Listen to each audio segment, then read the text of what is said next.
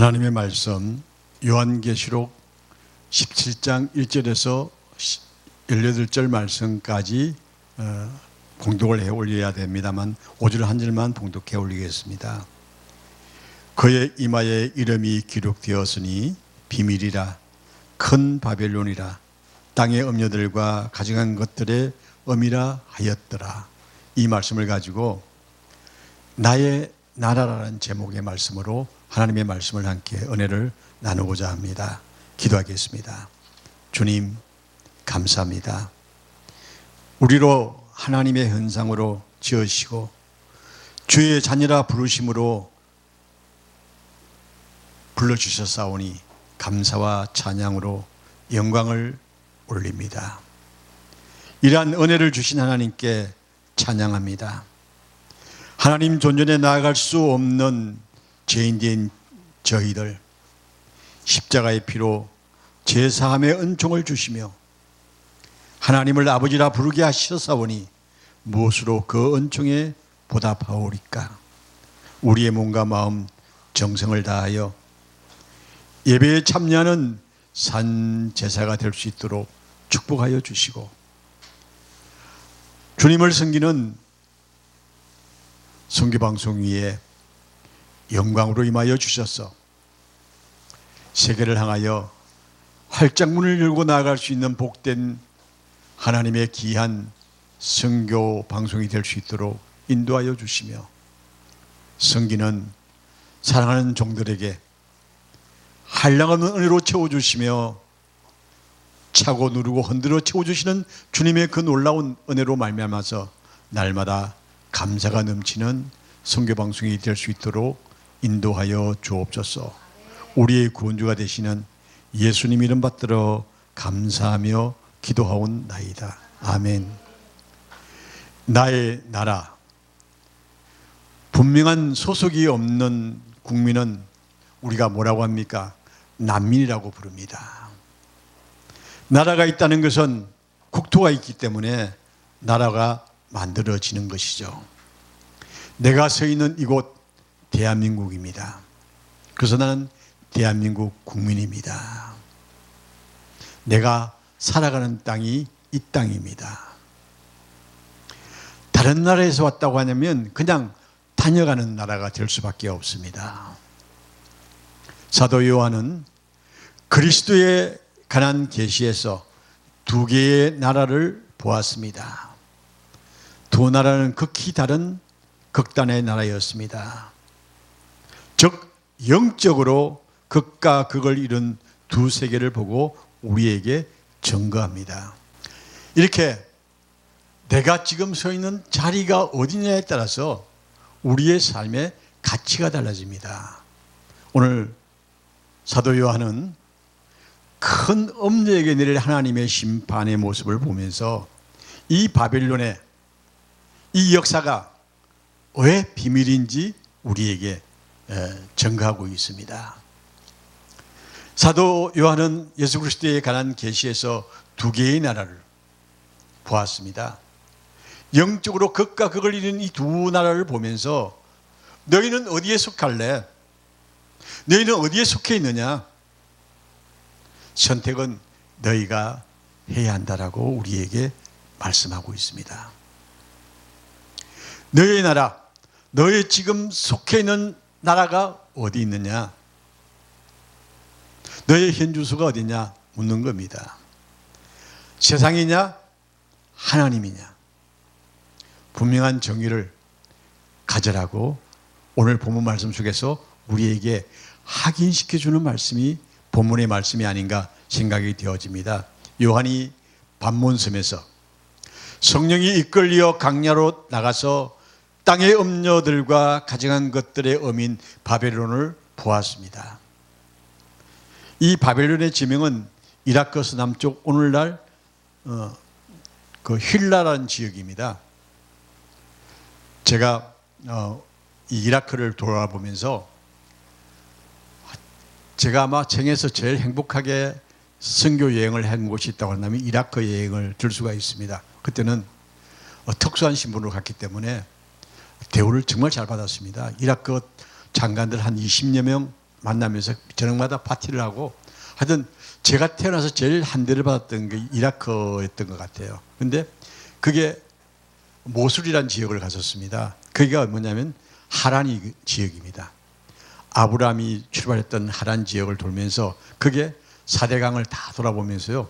정말 딴 사람들은 같이 갔던 일행들은 다른 일정이 있어서 빠지고 저 혼자만 그 여행을 했습니다. 왜냐하면 저는 그 일정보다 더 중요한 게 뭐냐면 그 이라크 지역의 성서 지역을 돌아보는 게 제 꿈이었기 때문에 다른 분들은 전부 다 업무를 다 했는데 저는 빠져서 이제 그 경원들하고 같이 쭉 돌았는데 그때 돌면서 생각했던 게 그렇습니다. 아, 하나님께서 에덴을 여기에다가 만드신 이유가 있구나 하는 생각을 해봤습니다. 그게 지금도 에덴이라는 지역이 있습니다. 에덴 지역이 있는데 그는 밑에는 봄이에요. 봄. 그런데 조금 올라가면 여름이 나와요. 근데 그 위에 가면 가을이 나옵니다. 근데 그 위에 올라가면 흰 눈이 가득 쌓이는 겨울입니다. 그래서 한 산 아래에 사계절이 있어서 그게 에덴이라고 칭하더라고요. 그래서 그걸 가보면서 야, 참 오묘하게 하나님이 창조하셨다 하는 생각을 가지면서 이라크를 돌아봤던 기억이 납니다. 이 휠라라는 지역, 이 지역에서 유브라데 같은 강을 사이에 두고 성장한 국가가 바벨론이었습니다. 온갖 그 폭력과 우상 그리고 하나님이 없는 세상적인 것들로 가득 차 있는 숭배의 지역이 바로 바벨론이었습니다.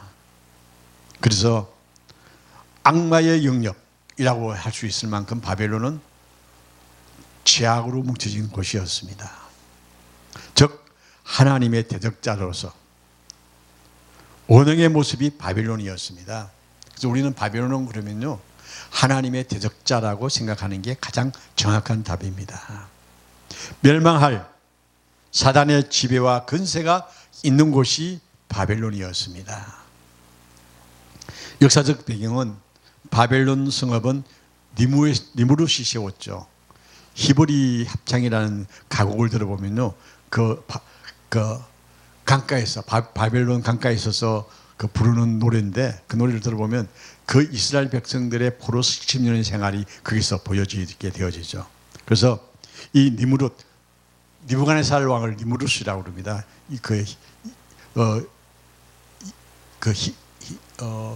헬라 발음이죠. 니무롯이 세운 성읍이 바벨론이었습니다. 그래서 아주 바벨론은 강폭한 나라라고 표현할 수 있을 만큼 우상을 섬기는 나라였습니다. 그래서 베엘이라는 우상을 섬기는 나라가 그 바벨론의 모습이었죠. 그런데 그 후 요한은 똑같은 성령의 이끌림을 받아서 강야에 나가서 거기에 신부 곧 어린 양 아래 예루살렘을 보았습니다. 이 두 개의 세계를 아주 분명하게 대조시켜 우리에게 설명하고 있는 이유가 뭐냐면요, 엄녀 바벨론은 그녀의 그 위대성을 나타내기 위해서 세운 큰 성이기 때문에 어쨌든 웅장하고 아름답게 보여지려고 최대한 모습을 가졌다는 사실입니다. 그런데 예루살렘 성은 아름답고 화려한 것이 아니라 이 엄녀의 세계와 대조적으로 분리되어서 하나님께 속한 땅의 모습을 사도 요한은 우리에게 보여주고 있습니다. 다시 말하면 남편을 위해 단장한 성이었습니다. 남편을 위한 단장한 신부의 모습이 예루살렘 성이었습니다. 이러한 이유로 그 신부는 하나님의 영광을 소유하고 있었다는 사실입니다. 우리는 신부같이 단장해야 합니다. 왜냐하면요, 하나님의 영광을 소유하고 있기 때문입니다. 바벨론같이 화려하고 웅장한 것이 아니라 우리 속에는 하나님의 영역이 우리 속에 있어 하나님을 아름답게 모실 수 있는 신부의 모습을 가지고 우리는 깨끗함을 가져야 합니다. 순결해야 한다는 사실입니다. 그래야만이 하나님의 영광에 참여할 수 있는 위대한 하나님의 사람이 되어지는 것입니다. 그리스도인이라면 누구든지 이 은혜 속에 들어가야 한다는 사실입니다. 자, 여러분, 우리 속에 거룩함이 있습니까? 우리 속에 거룩함이 없다고 한다면 우리는 이미 순결한 모습이 아니라는 겁니다. 거룩은 모두가 하나님께 속한 것입니다. 세상과 분리된 그리스도에게 속한 거룩함입니다.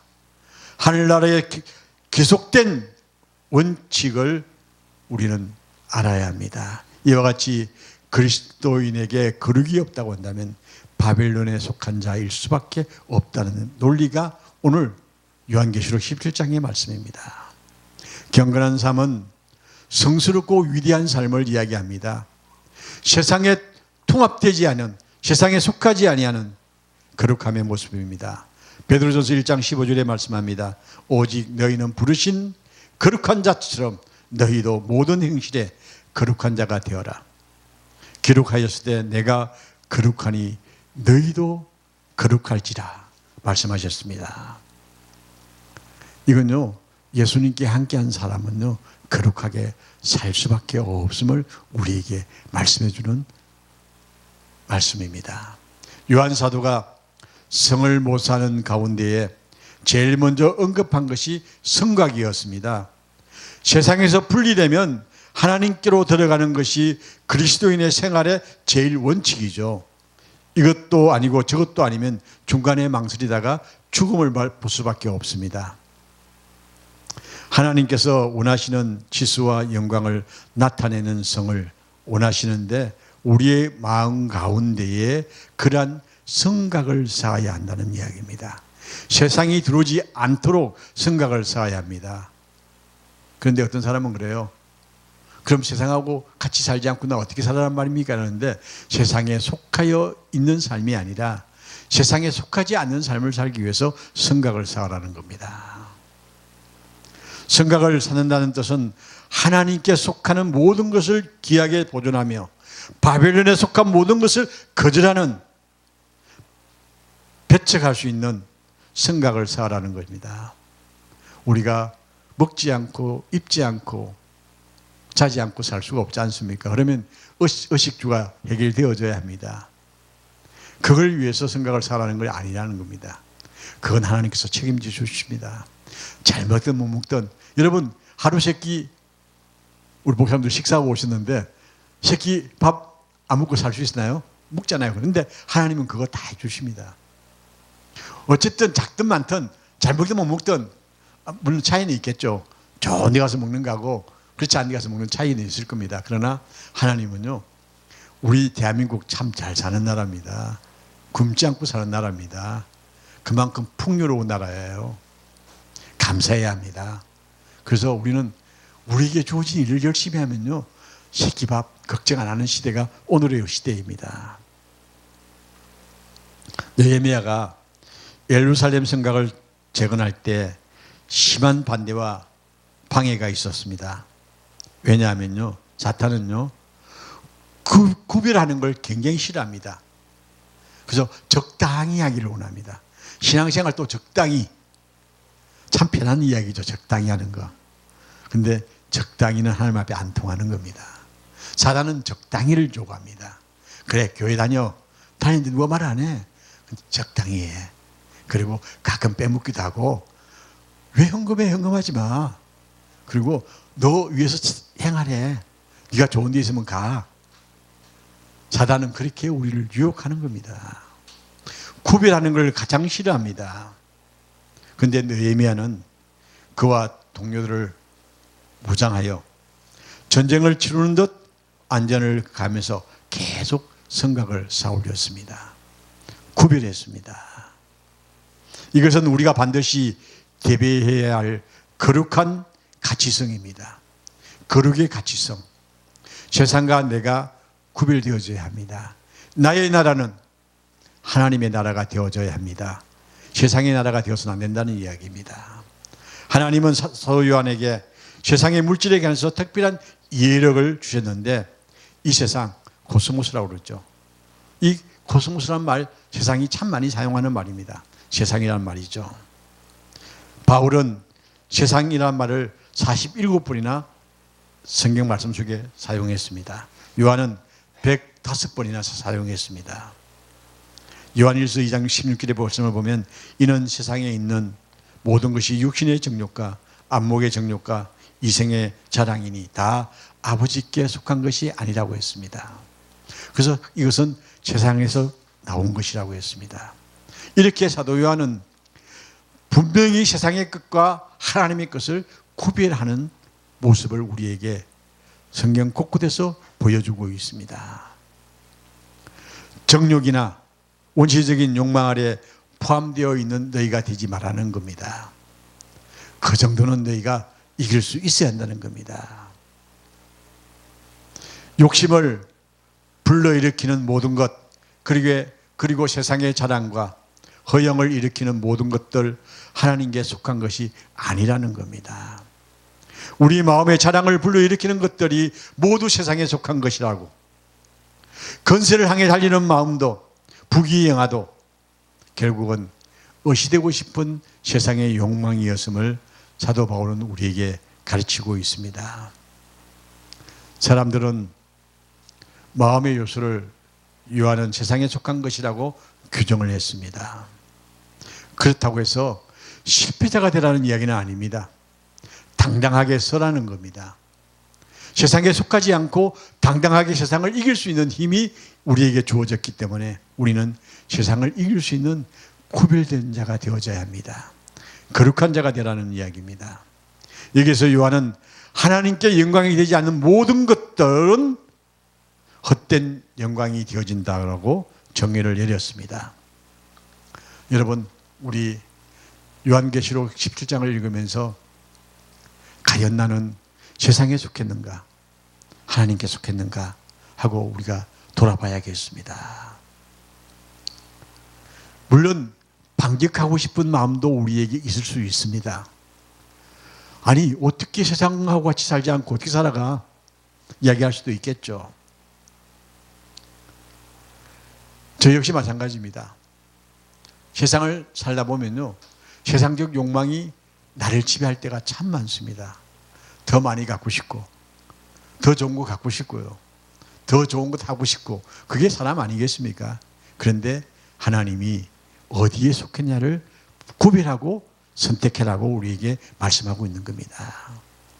사도 요한은 세상적인 욕망이 성취되어 만족할 자랑이 우리 속에 발동할 때 그것은 하나님께 영광이 아니라는 겁니다. 나의 나라를 위해서 너희가 거룩한 모습으로 성숙해라는 겁니다. 우리가 이렇게 되어지면 그리스도인이 아니라 세상을 도피하는 도피주의자가 되어야 할 수밖에 없지 않느냐고 반문할 수도 있습니다. 어쩌면 세상을 싫어하는 염세주의자가 될 수밖에 없을 수도 있습니다. 어떤 사람이 외딴 곳에 움막을 짓고 숨어서 산다고 해서 세상과 결별되는 건 아니지 않습니까?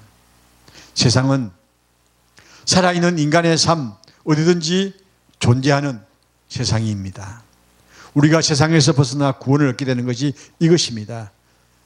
저것을 포기하는 거냐? 얻는 것이 아니라 우리의 영성이 하나님의 관점이 되어지고 하나님의 눈이 되어지고 하나님의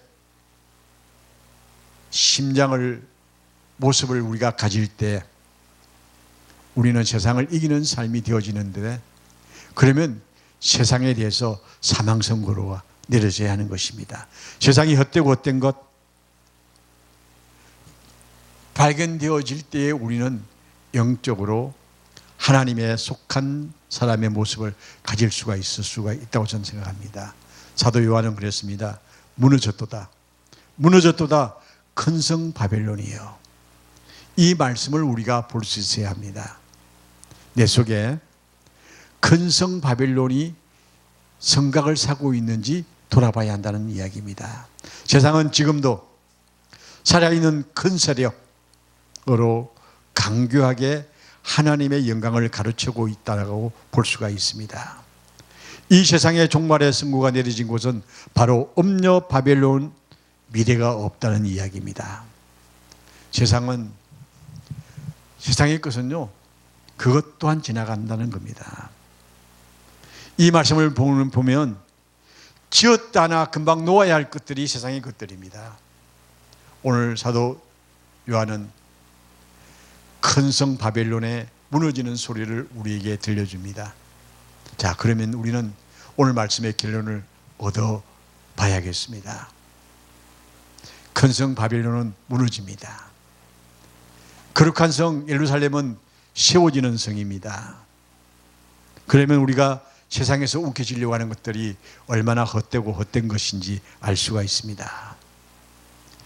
여러분, 우리 사회를 보면요, 이젠 여야의 사람들을 보면 참 참담하리만큼 자기 세력을 확대시키려고 몸부림치는 세력을 봅니다.